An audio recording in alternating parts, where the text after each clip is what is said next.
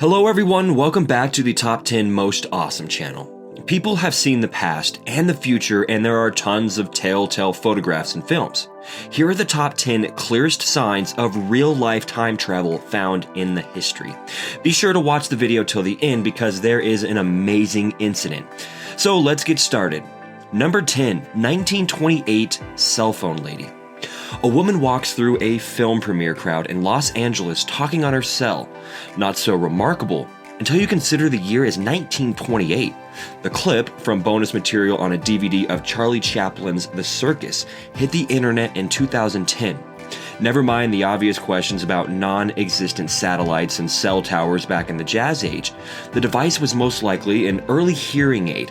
Still, the clip is mind-teasingly fun to watch. Number 9, Henry Fonda. In the 1948 movie Fort Apache, there's a brief moment when Fonda's character appears to be checking his stagecoach route on an iPhone. Check this clip out and let us know your views in the comment box below. 1941 hipster. In the midst of a hat and suit crowd shown in a photograph from 1941, there's a young man who seems wildly out of place.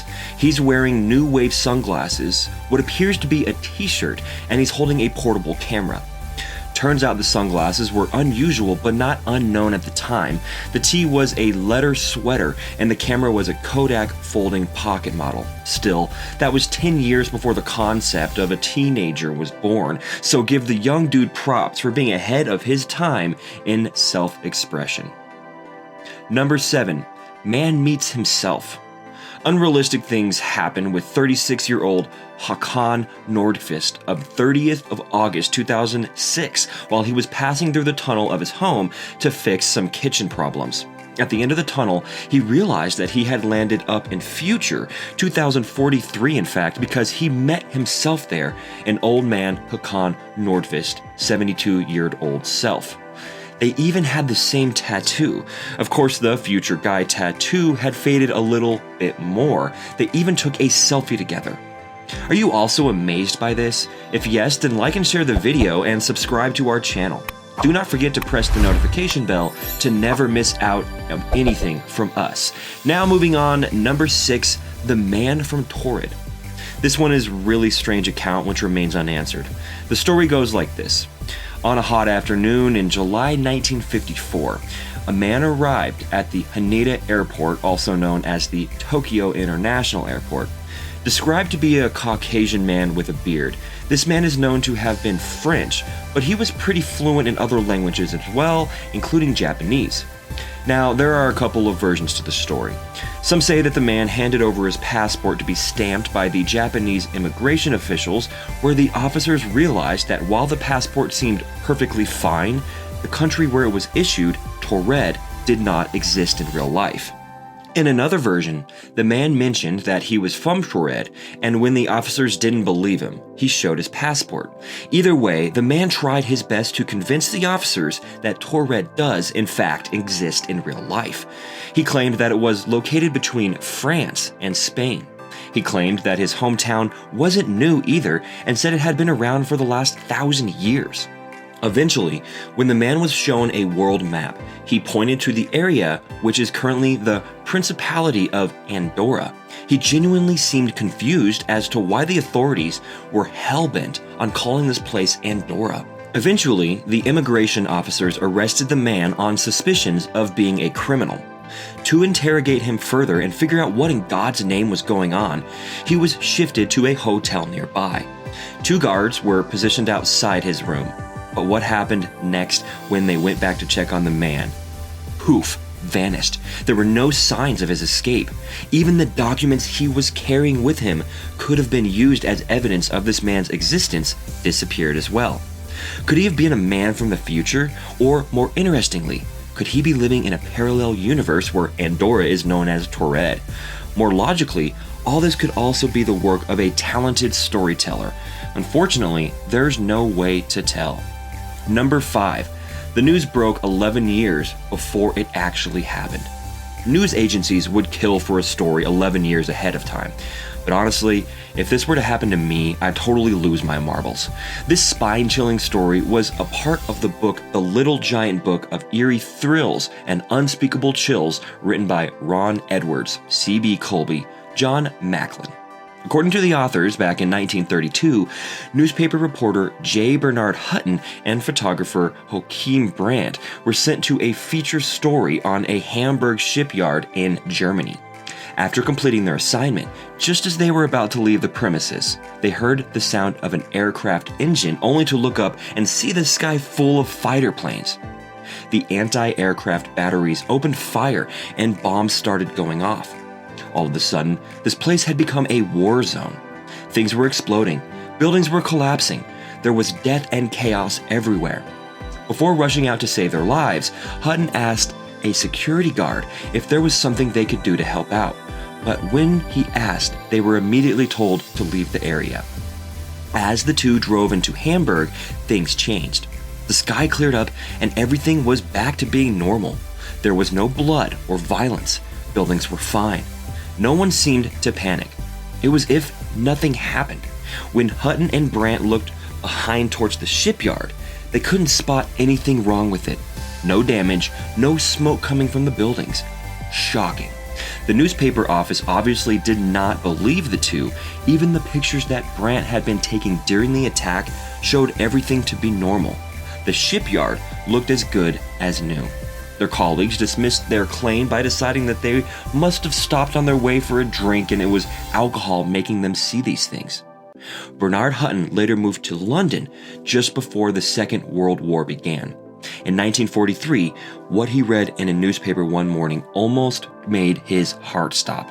It was a story about a successful raid by a Royal Air Force squadron on the Hamburg shipyard. The resemblance was uncanny. This was an exact representation of what he and Brandt witnessed 11 years back. How? Number 4. LC's Drive Back in the Past. Back in 1988, Strange Magazine 2 published an article written by Ken Mew titled Time Traveler. The article was about the shocking account of a man who would go by the name L.C. Bank in 1969. L.C. and his business associate, Bob, fake name, were driving along Highway 167 towards the oil center city of Lafayette after finishing lunch in the southwest Louisiana town of Ableville, United States. It was the 20th of October around 1:30 p.m. in the afternoon. The day was perfect with a blue sky and cool breeze. Up ahead, they spotted an old turtleback auto going really slow. They were intrigued by the vehicle. It wasn't something either of them had seen before. Very unique and definitely antique. But here's the thing. Even though the vehicle looked like a blast from the past, it was in mint condition.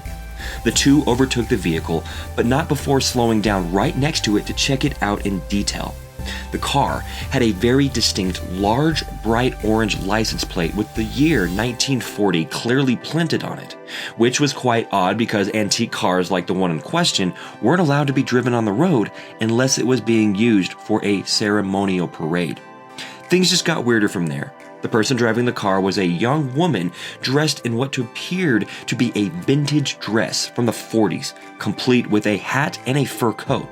There was a small child as well, dressed in a heavy coat and a cap. As they pulled up next to the car, the lady started panicking. One could make out her face going pale with fear.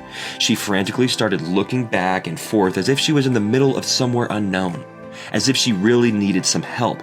She was almost about to cry. Elsie asked her if she needed any help, to which she responded in the affirmation. But at no point did she roll down the window or even look him in the eye. After requesting her several times to halt the vehicle, they finally saw her pull over on the side of the road. Elsie and Bob passed her and pulled over in front of her, but as soon as they looked behind, the vehicle was gone. Poof, vanished into thin air. This was a highway without any traffic, so disappearing like that was quite impossible. Shocked and not knowing how to describe what had just happened, Elsie and Bob decided to keep driving on. A little while later, while they were still on Highway 167, they saw another new car pass, a very old car, at a really slow speed. It was apparently so slow that it looked like the car had been coming to a halt. As soon as the new car pulled over in front of the car, the same thing happened. It stopped and then suddenly disappeared. They couldn't believe their eyes. Even the guy in the other car was completely shocked. The three started describing what each had seen. They started walking around the area. The third guy insisted they should be reporting this to the police, as this, according to him, was a missing person case. Elsie and Bob refused, more so because they had no idea where the woman and the child, along with the car, had vanished. The third man couldn't go to the cops without these two. Everyone would think that this guy was mad. But he exchanged phone numbers and addresses and kept talking about the incident with them just to make sure he didn't lose his mind. Could she have been a time traveler from the past who went forward in time? Or could she have been a person from the past who could never go back, stuck in limbo? One can never tell with certainty. Number 3. Time traveler busted for insider trading, March 2003. The story originated with the Weekly World News, but appeared in some newspapers after Yahoo reprinted it 2 weeks later. The fact is, with an initial investment of only $800, in 2 weeks, he had a portfolio value of over $350 million. Every time he capitalized on unexpected business developments, which simply couldn't be pure luck. The only way he could pull it off with illegal inside information. He's going to sit in a jail cell on Rikers Island until he agrees to give up his sources. The past year of nose-diving stock prices has left most investors crying in their beer. So when Carlson made a flurry on 126 high-risk trades and came out of the winner every time, it raised the eyebrows of Wall Street watchdogs. Carlson declared that he had traveled back in time from over 200 years in the future, when it is common knowledge that our era experienced one of the worst stock plunges in history. Yet, anyone armed with knowledge of the handful of stocks destined to go through the roof could make a fortune. It was just too tempting to resist, Carlson allegedly said in his videotaped confession. I had planned to make it look natural, lose a little here and there so it didn't look too perfect, but I just got caught in the moment. Number 2. The time slip of Air Marshal Sir Robert Victor Goddard over the former Royal Air Force Station Drim Airfield in 1935. In 1935, while still a wing commander, he was sent to inspect a disused airfield near Edinburgh at a place called Dream. He found it in a very dilapidated state, with cattle grazing on grass that had forced through cracks in the tarmac. Later that day, he ran into trouble while flying his biplane in heavy rain and decided to fly back to Drim to get his bearings. As he approached the airfield, the torrential rain abruptly changed to bright sunlight. When he looked down, he saw the airfield had been completely renovated and was now in use. There were mechanics in blue overalls walking around and 4 yellow planes parked on the runway. One of these was a model which, for all his aviation experience, he completely failed to recognize.